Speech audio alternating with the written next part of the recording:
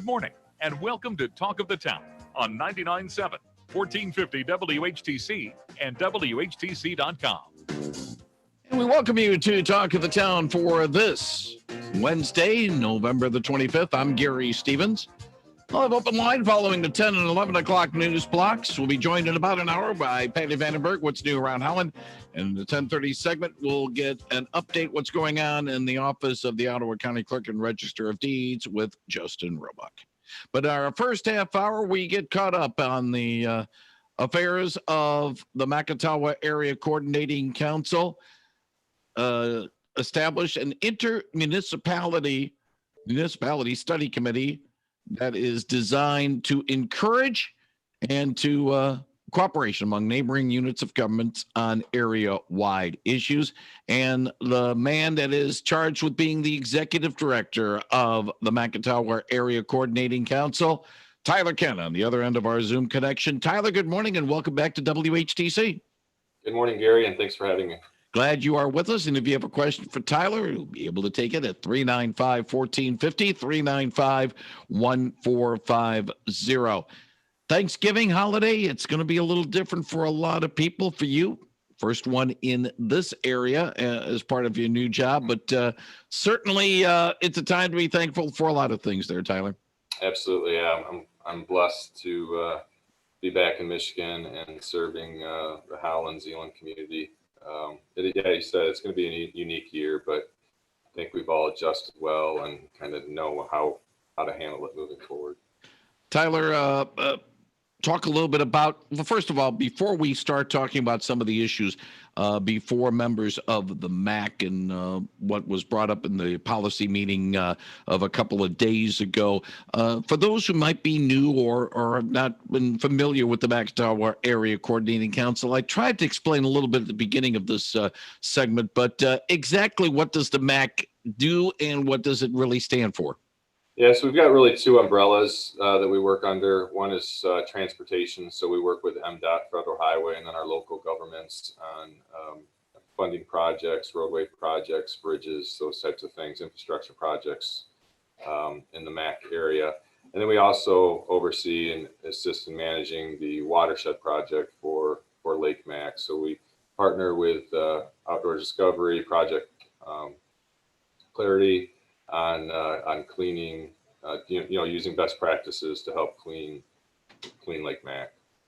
Now, Tyler, tell us a little bit about that cleaning aspect, because that was part of what was part of the policy meeting this past Monday among leading members of the community and dealing with the environmental issues that the MACC is involved with. Yeah, so we partner with Project Clarity on a number of projects, along with a lot of the farmers in and around the area. So this year there were over 1,200 acres of crop cover placed on the land, on farmers' land. So what that does is it puts a green planted material on the fields to help pull up some of that phosphorus and stuff that's in the ground, and it helps assist with stormwater runoff, watershed, those types of things. And then we did two stream bank projects this summer to help reduce erosion and replanting of those stream banks and doing some structural engineering to fix those so that they don't continue to be an issue in the future. One thing that the MACC has been involved with is trying to cut down, as you mentioned, some of the things going into the Macatawa watershed, phosphorus most notably, and the total maximum daily load annual report was going to be filed during Monday's meeting because, to be honest with you, a lot of the problems with what we see at Lake MACC and the Macatawa River has to deal with phosphorus. Yeah, you're right. And it from year to year that those numbers change due to the environment itself, what practices are being done, as well as the amount of rain that falls within any calendar year. All that has an effect downstream as it runs into Lake MACC and then finally into Lake Michigan. Now, the thing is, though, Tyler, is the fact that trying to work on this, let's put it this way, it was started really, when I first came on board here in Holland in the early aughts, and it's almost a 20-year project, and yet we've seen some improvement, but it's not going to be something that's going to be clearing up anytime soon, unfortunately. Right. Yeah. It's a project that's going to take time. You can't undo what has been done with history of clear cutting and different types of farm practices and urban development. Those all have impacts, right? So it takes time. It takes measures. We learn new things along the way, new practices, new procedures, working with the state and local, the EPA and EGLE and those folks to try to find what the best practices are to offset the impacts that have happened over time. If you got a question for Tyler Kent, he's the executive director of the Macatawa Area Coordinating Council. He'll be happy to take it at 395-1450, 395-1450. We're dealing in our first segment on the environmental issues. Certainly, the MACC has been upfront on this particular issue. What about the erosion situation? Maybe it's not something specifically for the MACC, but it is certainly a problem throughout the region, and we're still in it, even though it's been overshadowed this year, most notably by the COVID-19 situation. Yeah, I mean, it's something that's always in the back of our mind. We don't necessarily have our role in the erosion. We really don't have as much of a role in that, but we work with our local officials to try to help and assist in any way that we can. We work on trying to clean up the river banks as well as the lake shore with the debris that floats in. Kelly Goward, who works in the office here, she received, working with the EPA and such to get a grant to help clean those lake shores to help, offset some of that erosion that's happened over time. The other thing, too, speaking about water, probably the members more than the MACC itself is dealing with the high water levels, most notably, and the wake situation. Whenever we've had, especially Sergeant Eric Westphier, now Lieutenant Eric Westphier of the Ottawa County Sheriff's Department's Marine Unit, he talks about the no wake zone in Lake MACC, especially because there are some areas that if a no wake situation is not in force, they're going to have some problems with their docks and their boats. Yeah, and I think as boaters, you need to be respectful of the lake, and those property owners understand that there are impacts when rules aren't followed, that there are impacts to those property owners. So enjoy your time out on the lake, but be respectful of the speeds and the things that you're doing out there. Good morning. You're on the line with Tyler Kent. Oh, good morning, gentlemen. Good morning, intelligent listeners. You old people remember when you could swim in Lake Macatawa. The word Macatawa means black, but we know that a lot of these ships that come in from foreign countries seem to bring a lot of alien species. One person said she found some jellyfish in Lake Macatawa. I'm not sure if that's true or not last summer, but what do you do about these foreign ships that come up through the seaway blocks from the Sioux, and they come into Lake Michigan, and they come into the harbor here in Holland, Michigan? What can you do about these foreign ships and what they bring into our community, into the aquatic ecological system of Lake Macatawa? All right. Appreciate the call. Thank you, Tyler. Very good question, and thank you. I don't know that much about that at this point, but I'm willing to look into that and get back at our next discussion. I know that there are some local officials, I don't know if it's the Coast Guard or who oversee some of that stuff as it goes through the channel. So I can look into that and get back to Gary and be able to speak more on that at our next discussion, when we have our next discussion.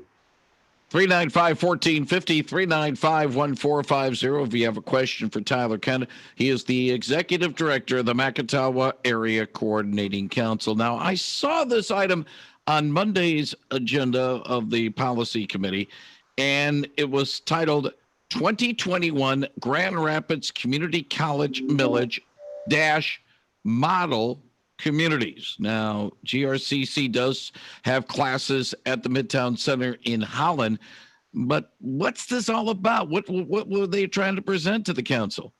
Sure. So, Model Communities is a organization of community leaders, business owners, non-for-profits, such that meet on a regular basis and discuss projects and issues, initiatives throughout the Zeeland, Holland area. One of them that's come up is education, college education specifically. We do, Grand Rapids Community College does provide some services in the community. They are now building a new space out at the old JCPenney's old store there. They're remodeling that building now.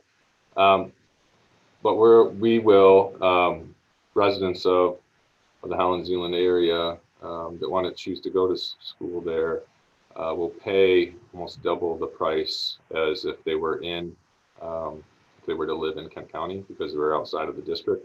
So we're looking at a way in which to reduce those costs, and one of those being the possibility of a millage.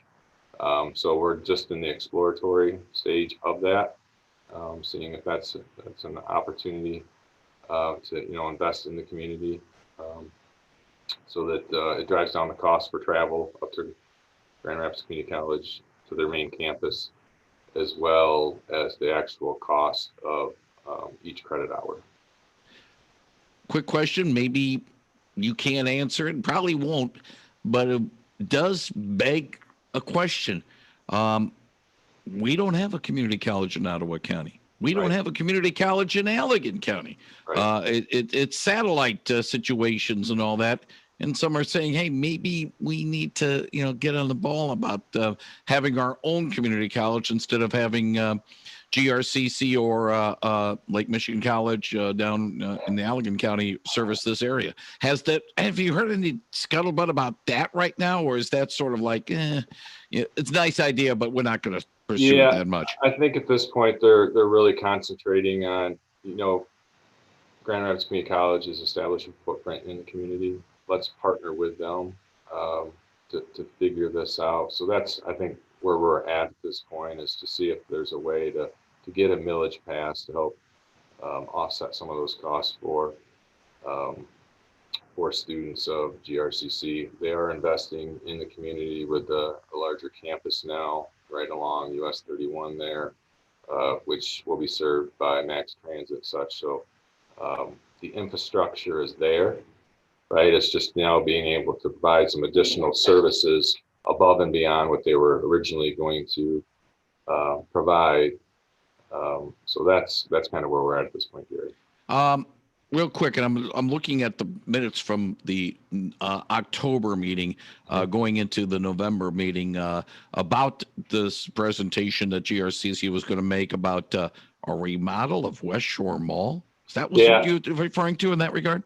Yeah, so they're taking the old vacant JCPenney's storefront and they're remodeling that now. So their plan is to open that campus in the fall of 2021. So the millage would help add additional classes that aren't going to currently be served, as well as help assist with the hourly fee for each class. 395-1450, 395-1450. If you have a question for Tyler Kent of the Macatawa Area Coordinating Council. We touched a little bit about mass transportation, and I know that there's a different governing body for the Macatawa Area Express Authority that handles that, and they have their own group about that, but certainly that falls a little bit under the umbrella of the MACC. Because of this year and the way it's been, mass transit has been put in the back burner because we can't travel in the buses. You got to have it safe and all that. But certainly dealing with the mass transportation question, especially in the Holland area, we do have Holland Township, and Zeeland involved with the main routes. Park Township got on board on it.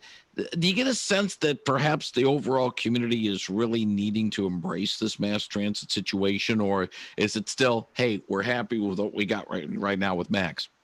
I think any urbanized area, it's always important to have different modes of transportation, whether it be bus or non-motorized. But I'm a big proponent of public transportation, and it's a need for the area. It's an economic. It can be an economic engine, getting people to and from work, getting them to the doctor's offices, to go shopping. So it's important that the communities have embraced it, which is great. And the ridership's been really good. Now this year, with any transit service, there's been many impacts, and they've had to get creative on ways to get people to and from those locations. So, it's not your fixed routes aren't running. It's more of your demand response. But they're still serving the community, which is great, and they're having to find different ways to be able to communicate with folks, make sure that the drivers are safe, as well as all their staff and the riders themselves. Tyler, how much contact does your office have with the Macatawa Area Express officials? Well, I sit on the board, so I have quite a bit of contact and insight on what's going on and the plans for the future. The reason why I ask is we got a call during the break, couldn't hang on, but wanted to ask about the reestablishment of the fixed routes. Is there a game plan right now by the MACC Transit to get the fixed routes back, more than just the essentials, because there are some people that do need that service and they're not being served right now probably because of COVID-19. Yeah, so they've had some difficulties in doing so. They wanted to put the shields around the drivers and stuff, that protective barrier. So they've been working to get those installed. That's taken some time. And I believe that they were scheduled or wanted to start that service up soon, but now that COVID is ramping back up again this fall. I think they're kind of in a waiting pattern at this point. I don't want to speak for the MACC with regard to that, but they're trying to figure out a solution to that. But they've got to be mindful of what executive orders and things are being passed as well, and making sure to comply with all those standards. So, they're using best practices in both protecting the drivers as well as the commuters and the well-being of them. So. Tyler, let me ask you about something that if people go to the website for the Macatawa Area Coordinating Council, which is the-macc.org, they see apply today. MACC is hiring. Tell us about that opportunity, a full-time opportunity with the MACC. Yeah, so we are losing our full-time transportation planner. Carolyn is moving out of the area, so we are in the process of looking for someone to take her position. She will be missed, but it's we posted that, and we hope to have some applications in by December 7th. What are you looking for in terms of somebody to fill that spot and maybe move forward with dealing with transportation issues in the region? Yeah, so that they'll need to have some knowledge in state and federal funding, as well as being able to work with MDOT and the local leaders here in the Holland Zealand area on implementing and putting together the plans for the infrastructure projects that are going to take place within the MACC area.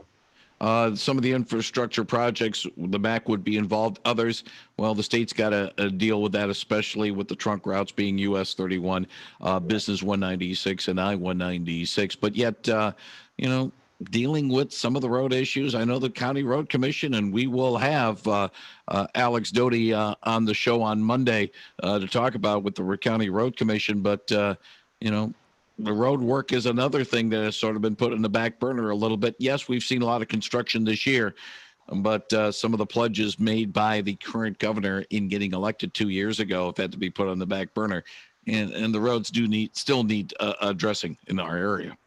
Yeah, we'll see some significant improvements to I-96 as well as 31 over the next couple of years. They've got some projects programmed for years 21 through 23. So we'll see some improvements being made in the area. Tyler Kent, the Executive Director of the Macatawa Area Coordinating Council, I want to thank you very much for spending time with us about some of the things going on with the MACC. I have a funny feeling we will be talking again until after the first of the year, because that's when the next MACC meeting will be of the Policy Council. But then again, wish you and your family well over the holiday season, and look forward to chatting with you again after the first of the year. You as well, Gary. Thank you, and be safe. Take care. Thank you very much, Tyler Kent, on 99.7 and 1450 WHTC.